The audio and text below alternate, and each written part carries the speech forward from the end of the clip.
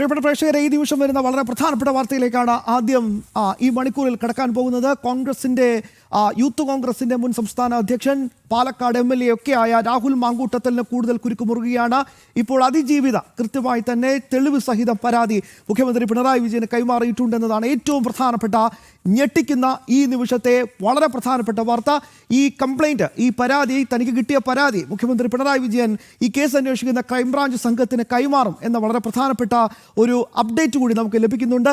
കൃത്യമായി തന്നെ നമുക്ക് നോക്കാം എന്തൊക്കെയാണ് ഈ പരാതിയിൽ രാഹുലിനെ കുരുക്കിയിട്ടുള്ള കൂടുതൽ വെളിപ്പെടുത്തലുകൾ എന്തൊക്കെയാണെന്ന് നമുക്ക് വിശദമായി തന്നെ നോക്കാം. ആദ്യം പ്രശാന്ത് ശങ്കരമംഗലത്തിലേക്ക് പോവുകയാണ്. പ്രശാന്ത്, പറയൂ, പരാതിയിൽ എന്തൊക്കെയാണ്? ശ്യാം, അല്പസമയം മുമ്പാണ് മുഖ്യമന്ത്രിയെ കണ്ട് അതിജീവിത പരാതി നൽകിയിരിക്കുന്നത്.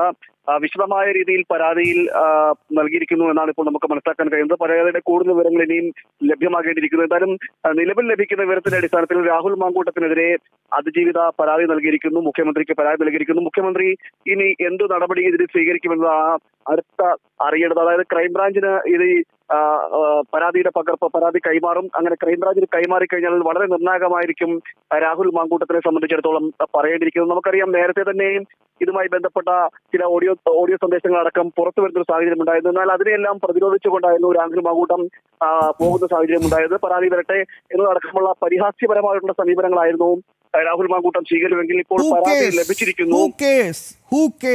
അങ്ങനെയായിരുന്നു പൊതു സമൂഹത്തെ വരെ അവഹേളിച്ചുകൊണ്ട് ഉത്തരവാദിത്തപ്പെട്ട ഒരു പോസ്റ്റിൽ ഇരിക്കുന്ന MLA കൂടിയായ ജനപ്രതിനിധിയായ ഒരു മനുഷ്യൻ പറഞ്ഞുകൊണ്ടിരുന്നത് ഹൂ കേസ് എന്ന പരിഹാസമായിരുന്നു. ഇപ്പോൾ ഇനി അങ്ങനെ പറയാൻ അയാൾക്ക് എന്ത് അധികാരമാണ്, എന്ത് ധാർമ്മികതയാണുള്ളത്? തീർച്ചയായും എന്ത് ധാർമ്മികതയാണ് ഉള്ളതെന്നാണ് തന്നെയാണ് നമ്മളും ചോദിക്കുന്നത്, അതായത് പൊതുസമൂഹം ചോദിക്കുന്നത്. കാരണം ഈ തുടക്കത്തിൽ തന്നെ ഈ അതിജീവിതയുടെ പരാതി അല്ലെങ്കിൽ ശബ്ദസന്ദേശം വന്നത് മുതൽ തന്നെ വരുമ്പോഴും രാഹുൽ മാങ്കൂട്ടത്തിന് യാതൊരുവിധ ഭാവവ്യത്യാസങ്ങളോ ഒന്നുമില്ലായിരുന്നു. രാഹുൽ മാങ്കൂട്ടത്തിന്റെ സമീപനം നേരത്തെ എങ്ങനെയായിരുന്നു ആ രീതിയിൽ തന്നെയായിരുന്നു ഉണ്ടായിരുന്നത്. ശ്യാം സൂചിപ്പിച്ചതുപോലെ ഹൂ കെയർ എന്ന ഒരു സമീപനം തന്നെയായിരുന്നത്. പരാതി ലഭിക്കട്ടെ, അപ്പോൾ തീരുമാനിക്കാം എന്നതടക്കമുള്ള കാര്യങ്ങളും. മാത്രമല്ല വെല്ലുവിളി തന്നെ ഉണ്ടായിരുന്നു. തനിക്കെതിരെ അങ്ങനെ ആരും പരാതി നൽകില്ല എന്നതടക്കം ചില വെല്ലുവിളി സ്വരത്തിലും ഈ രാഹുൽ മാങ്കൂട്ടത്തിന്റെ പ്രസ്താവനകളൊക്കെ ഉണ്ടായിരുന്നു. അതിനുശേഷമാണ് ഇപ്പോൾ തെരഞ്ഞെടുപ്പിലടക്കം ഇറങ്ങുന്ന സാഹചര്യം. മാത്രമല്ല, സാമൂഹ്യ രംഗത്ത് നിൽക്കുന്ന ചില ആളുകൾ രാഹുൽ മാങ്കൂട്ടത്തെ പിന്താങ്ങിക്കൊണ്ട് രംഗത്ത് വരുന്ന സാഹചര്യം ഉണ്ടായിരുന്നു. കുറ്റക്കാരനല്ല എന്ന രീതിയിലേക്ക് സാമൂഹ്യ മാധ്യമങ്ങളടക്കം വലിയ രീതിയിൽ പ്രചരണങ്ങൾ നടക്കുന്ന ഒരു സാഹചര്യം ഉണ്ടായിരുന്നു. ഇങ്ങനെ PR ഇതിൽ ഏറ്റവും പ്രധാനപ്പെട്ട കാര്യം പ്രശാന്ത്, ഇതില് കൃത്യമായി തന്നെ കുറച്ച് ദിവസങ്ങൾക്ക് മുമ്പ്, ഏറെ ദിവസങ്ങളായിട്ടില്ല, ആ പെൺകുട്ടിയെ, ആ അതിജീവിതയെ അതിരൂക്ഷമായി മാനസികമായി സമ്മർദ്ദത്തിലാക്കുന്ന പല രീതിയിലുള്ള ഇടപെടലുകൾ ഇയാൾ നടത്തുന്ന അതിക്രൂരമായ സമ്മർദ്ദത്തിന് ക്രൈമിനൊക്കെ പ്രേരിപ്പിക്കുന്ന തരത്തിൽ ഇയാളുടെ ശബ്ദ സന്ദേശങ്ങൾ, വാട്സപ്പ് ചാറ്റുകളൊക്കെ പുറത്തു വന്നിരുന്നു. അപ്പോൾ ഇത് അത്ര നിസ്സാരമല്ല സാഹചര്യം.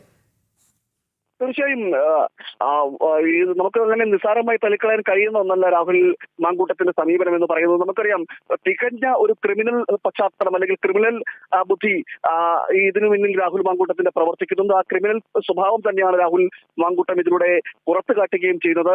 അത് തന്നെയാണ് ഈ തുടക്കം തന്നെ ഞാൻ നേരത്തെ പറഞ്ഞതുപോലെ തുടക്കത്തിൽ എങ്ങനെയായിരുന്നോ അതുപോലെ ഉണ്ടായിരുന്നു. എന്തായാലും ശ്യാം, ഏറ്റവും പുതിയത് എന്ന് നമുക്ക് പറയേണ്ടിയിരിക്കുന്നത് പരാതിയാണ്. മുഖ്യമന്ത്രിക്ക് മുന്നിൽ പരാതി എത്തിയിരിക്കുന്നു. യുവതി രേഖാമൂലം തന്നെ പരാതി മുഖ്യമന്ത്രിയെ കണ്ട് മുഖ്യമന്ത്രിയുടെ ഓഫീസിലെത്തി പരാതി നൽകിയിരിക്കുന്നു. ഇനി അടുത്ത നീക്കം മുഖ്യമന്ത്രി ഈ പരാതി ക്രൈംബ്രാഞ്ചിന് കൈമാറുകയാണ്. ക്രൈംബ്രാഞ്ച് എനിക്കൊന്ന് വളരെ വേഗം അരുൺ ആലത്തൂരിലേക്ക് കൂടി പോകണം. അരുൺ, പാലക്കാട്ട് MLA ആണ് ഈ വിവാദ കുരുക്കിൽ നിൽക്കുന്നത്. ഇത്രയധികം ആരോപണങ്ങൾ ഒരു തരത്തിലൊന്ന് ആലോചിച്ച് നോക്കൂ അരുൺ. ഒരു പെൺകുട്ടി അതിക്രൂരമായി ഉപദ്രവിച്ച ശേഷം കൃത്യമായി തന്നെ സമ്മർദ്ദം ചെലുത്തുകയാണ്.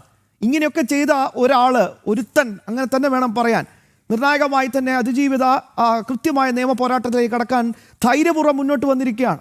ഈ ഒരു സാഹചര്യം എങ്ങനെ വിലയിരുത്താം? പ്രത്യേകിച്ച് പാലക്കാട്ടെ MLA കൂടിയാണ് ഇയാൾ. ശ്യാമ സൂചിപ്പിച്ചതുപോലെ തന്നെ ഒരു MLA എന്നുള്ള പദവിയിൽ ഇരുന്നു കൊണ്ടാണ് ഈ രാഹുൽ മാങ്കൂട്ടത്തിൽ കേട്ടാൽ അറയ്ക്കുന്ന തരത്തിലുള്ള പ്രവർത്തികൾ ചെയ്തിട്ടുള്ളത് എന്നുള്ളതിൽ യാതൊരു സംശയവുമില്ല.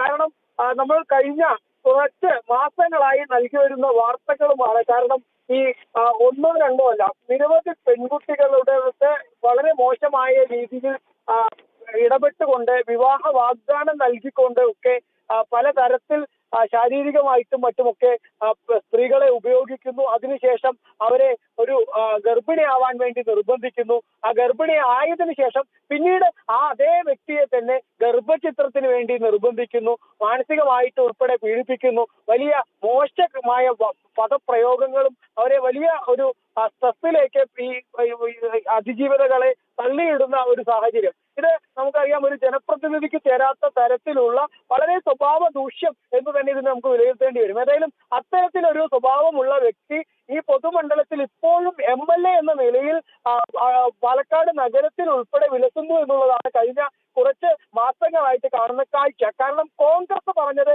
ഈ രാഹുൽ മാങ്കൂട്ടത്തിലിനെ ഈ കോൺഗ്രസിന്റെ പ്രാഥമിക അംഗത്വത്തിൽ നിന്നും പുറത്താക്കുന്നു എന്നുള്ളതായിരുന്നു.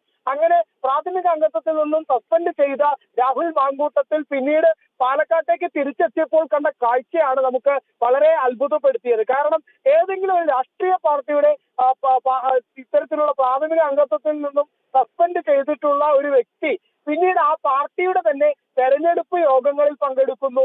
അല്ല അരുണെ, ഇതില് പൊതുസമൂഹത്തെ, ധാർമ്മികതയെ ഒക്കെ പുച്ഛിച്ചുകൊണ്ട്, പല്ലിളിച്ച് പുച്ഛിച്ചുകൊണ്ടുള്ള നീക്കങ്ങളാണ് കോൺഗ്രസിന്റെ ഭാഗത്തുനിന്ന്, രാഹുലിന്റെ ഭാഗത്തുനിന്നൊക്കെ പിന്നീട് കണ്ടത്. തീർച്ചയായിട്ടും ശ്യാമ, അത്തരത്തിൽ തന്നെയായിരുന്നു. കാരണം ജനങ്ങളുടെ കണ്ണിൽ പൊടിയിടാൻ വേണ്ടി ഒരു ഭാഗത്ത് കോൺഗ്രസിൽ നിന്ന് സസ്പെൻഡ് ചെയ്തു എന്ന് പറയുന്നു.